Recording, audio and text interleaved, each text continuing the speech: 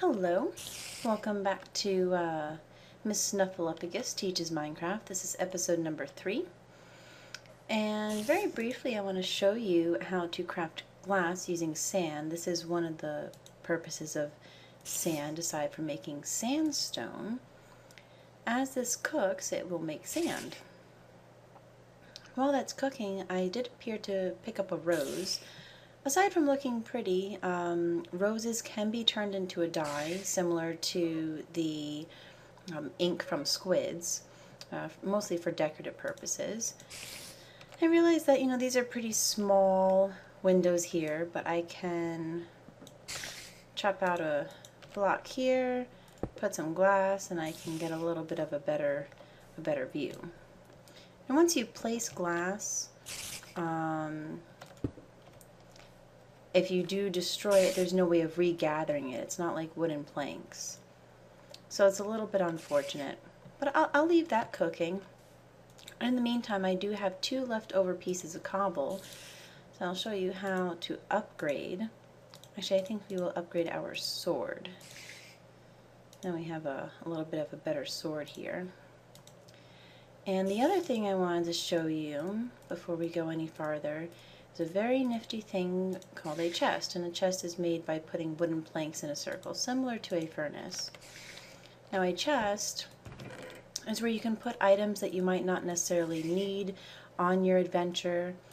And this way, if you do die, you only lose the items that are in your current inventory. The stuff in that chest will always be there, unless it gets destroyed or blown up by a creeper, but that's another story. And I appear to have a spider on my roof.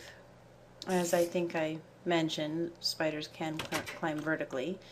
So I'm expecting him to be, yep, there we go. Right up top there. There is a way to prevent that, and I will be showing that in another level. But spiders in the daytime, they're peaceful. They won't bother me unless I bother them. But I do want his string, so I'm going to kill him. And the reason I want his string, I can make a few things with spider string. The first is a fishing rod, and I can gather fish, which I can use to cook and eat for myself, or I can use those fish, raw fish, to attract ocelots and have a pet cat. I can also make a bow and arrow with that. One thing that I would like to do with my farm is create a barricade around it using a fence. The reason for that is if any type of cattle or anything like that just happens to wander over here, walking over sowed land or farmed land can actually destroy it. If I put a fence around it, that'll prevent mobs from getting in there. In order to make a fence, I do need to gather some more wood. The other thing I want to do is to gather some more cobble to continue to upgrade my items. And another priority of mine right now is to get some armor.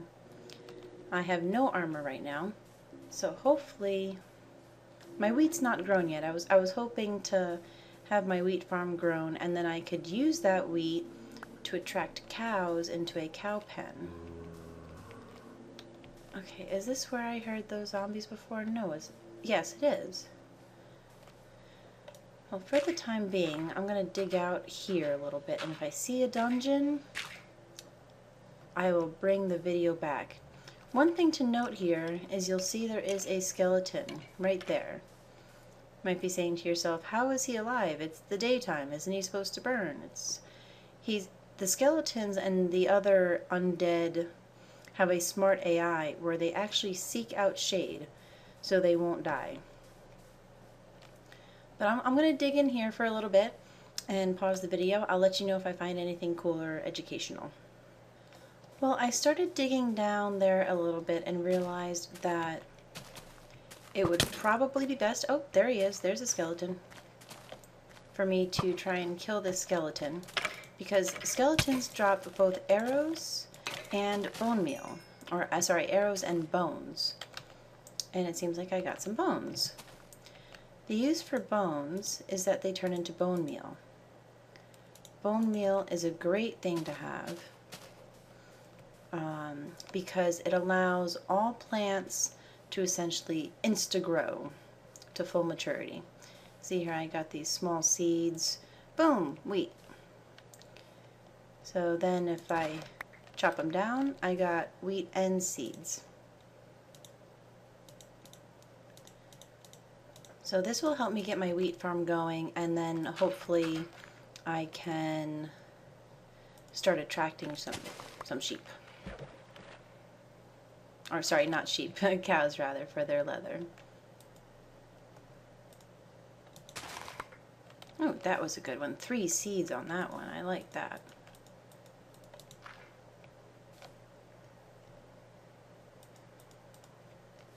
And 3 more bone meal.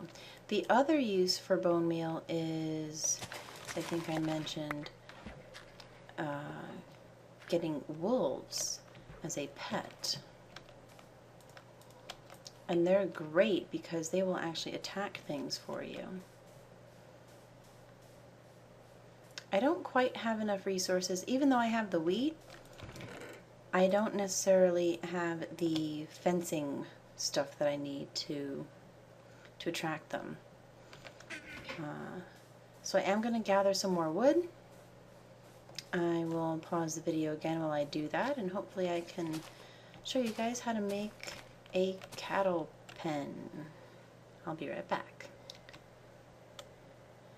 Okay, I'm back. The sun is starting to set, but I do want to show you quickly how to use a nifty thing called shift click. Now right here I can click once or twice and continually stack. If I hold down shift and click, it'll convert everything to the maximum amount of items that I have available there. It's very, very, very handy. Instead of clicking constantly, it goes much faster. Always remember to close your door. At night you don't want to be busy here crafting, cooking, and organizing your inventory and suddenly get bashed by a zombie or a skeleton. So now that I have all of this wood, I can make a lot of fence. So again, I'm going to shift click because fences require a lot of sticks. A lot. So let's see how many I get from this. I think 30 should probably be about enough. And I also want to make a fence gate. And a fence gate is similar to making a fence, but instead of having sticks all along here, you also want to put 2 planks in the middle. And this gives us a fence gate, which we'll be able to open and close, and that'll give us access to the inside of the pen, while not allowing any of our cattle, whether it be pigs or sheep or cows, to get in.